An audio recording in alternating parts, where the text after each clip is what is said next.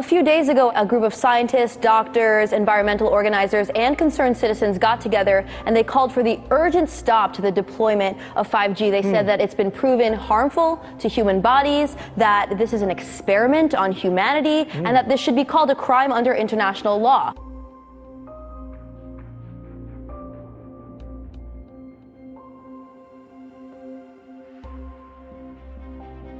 "5G is a weapon. It's used by the military. Do you know these 5G millimeter wave technologies are used to scatter crowds? They drive up in this technology when they want to scatter a cloud, and they put out these frequencies in a much higher power than 5G will be initially with us, but the same frequencies. And people scatter because they get the feeling their skin is on fire. Because the human body, including the skin, is an antenna. It interacts with frequencies and it receives and transmits information. At the cutting edge of understanding of DNA, scientists know that DNA is a receiver-transmitter of information. I have to tell people 5G story. It's bigger than the Holocaust. It's bigger than anything you've ever heard. I'm Mark Steele. Anybody who hasn't heard me. I'm a weapons systems head-up display expert. I'm one of the leading experts in the world. I've actually brought cover in relation to this, and the reason I became an expert was because I invented 5G is a killer. Do not believe a single word I say. Not one. I want you to do your own research. You'll find it's absolutely terrifying. There are going to be boxes broadcasting 5G, this weapon, down every street, all over the world. What we're concerned about 5G is that it's going to require a transmitter about every 3 to 10 homes. So you're talking about a small cell tower placed in front of your home. Because at these high frequencies you can't have... It doesn't travel very well. Yeah. And people need to understand, it's 24 gigahertz to 90 gigahertz. These are not 2 feet. These are 2 inches to half an inch. And this is very dense wireless radiation hitting our bodies. What we know is that it pulses more, it's got higher frequency, more waves per second, it beats up the cells more. Let's talk about today's technology, what we have going on today. Your phone is constantly sending electromagnetic fields in and out of each other. Whether or not you're receiving a notification right now, all of our digital tech sends this data back and forth, right, using these invisible microwave radiation signals. That's today's tech. We have every cell tower, every router constantly pulsing with radiation, whether or not you're using it. Science shows that this causes DNA damage, cancer, among other things. But don't take my word for it. And that's just with 4G. That's just with today's technology. Before we get to 5G, right now you got some of it, but not that much. Wireless radiation has biological effects, period. These effects are seen in all life forms: plants, animals, insects, microbes. In humans, we have clear evidence of cancer now. There is no question. We have evidence of DNA damage, cardiomyopathy, which is the precursor of congestive heart failure, neuropsychiatric effects. So 5G is not a conversation about whether or not these biological effects exist. They clearly do. 5G is a conversation about unsustainable healthcare expenditure.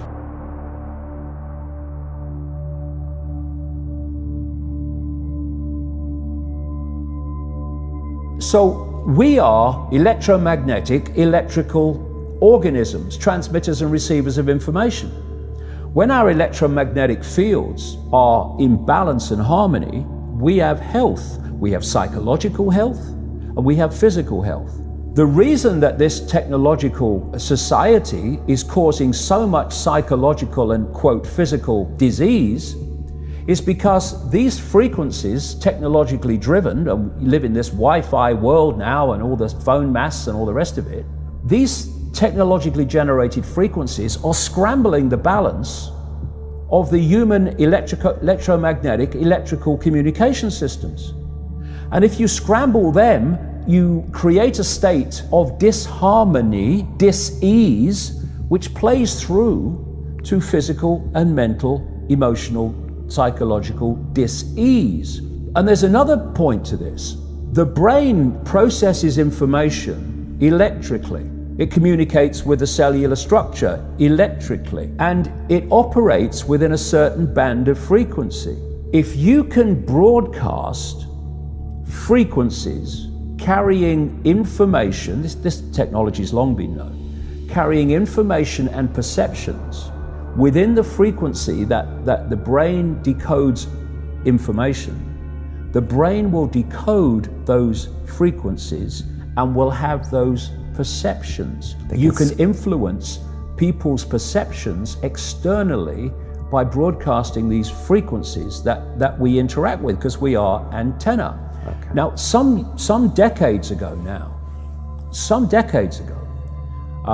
there was a guy who worked out the frequencies of different emotional states. This is long ago. I mean, it's very, very sophisticated now. So every thought, every emotional response is a frequency. It generates a frequency, and it is of itself a frequency. Hate is a frequency, and it's different to love. You know, when you are in a room and there's lots of aggression and conflict and hatred, you feel it. What do people say? Oh God, you can cut the atmosphere with a knife in there. That is because the frequencies of hate and conflict have been so generated, they have changed the electromagnetic field of the room. Okay, so 5G is going to be weaponized against us potentially. Yeah, but the point being that they worked out the frequencies of various emotions, including rage and what have you. And basically, they can play across a community these frequencies without anyone knowing, and it starts to have an effect, and it starts to build rage, it starts to build anger, and people might not realize why they're feeling it, but they start to feel it. And then what they do is they trigger that with an event. Maybe some guy is attacked by the police or something, or somebody's arrested for something they didn't commit, and now there's the trigger. The blue touch paper's been lit of this manufactured frequency-driven rage, and you have mass riots and what have you, and people do things that they wouldn't normally do. And you can make people depressed. You know, the American military, they've admitted this. They have technology that fires frequencies at the enemy that basically breaks the enemy's spirit so they give up and put their weapons down. This is the technology we're dealing with. Now you take that into account and then you think of 5G. First of all, 5G doesn't travel well because of the nature of its frequency. So instead of big towers, as we have now, broadcasting these frequencies long distances, it won't do that. And it doesn't go through solid objects, what we call solid objects, very well either.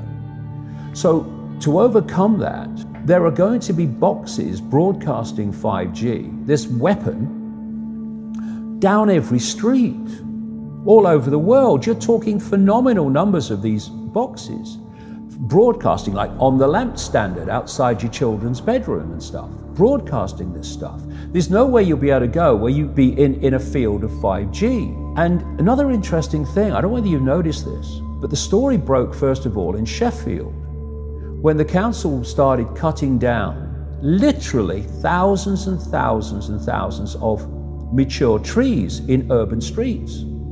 And there were big protests about it. You know, Sheffield claimed to be a green city, but all these mature trees were coming down, thousands of them. And my brother, he works as a call-out bus mechanic. So a bus will break down, they'll call him, we'll come down and fix it on the side of the road. So he's traveling all the time. And he's saying it's amazing how many mature trees are being cut down.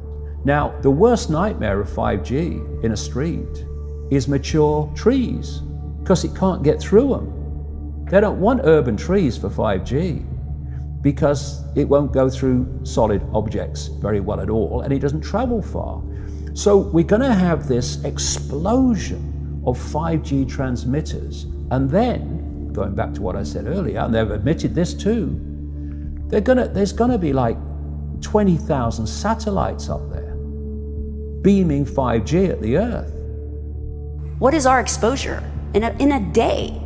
It's not one cell phone. It's cell phones, it's multiple wireless networks, it's smart meters, it's cell towers. It's this sandwich, and it all adds up.